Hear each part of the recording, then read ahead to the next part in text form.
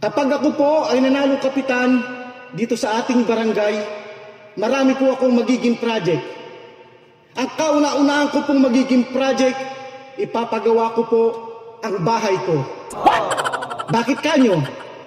Para naman kapag binisita nyo ko sa aming tahanan, maganda at presentable. Hindi po ba? Ang pangalawa ko pong magiging project, bibili po ako ng magandang sasakyan. Bakit kanyo? Para kapag kailangan nyo ang tulong ko, madali ko kayong mapupuntahan. Hindi na po maglalakad ang inyong kapitan. Ang pangatlo ko pong magiging project, bibili po ako ng bagong cellphone. Yung latest po, iPhone 15 Pro Max.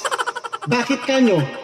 Para kapag ako'y tinawagan nyo or kaya'y tinext, madali ko po kayong ma-replyan o masagot dahil latest po ang cellphone ng inyong kapitan. At ang pang-apat ko pong magiging project, ipapagawa ko po ang ngipin ko. Ipapabrace ko po or kaya ipapaveneers. Bakit kanyo? Para naman kapag ngumiti ako sa inyo, maganda at hindi ngiting aso. Kaya sa darating na halalan, huwag niyo pong kalilimutan. Dating malakas mamulutan, ngayon ay manunungkulan. Nandito na ang ating pag-asa.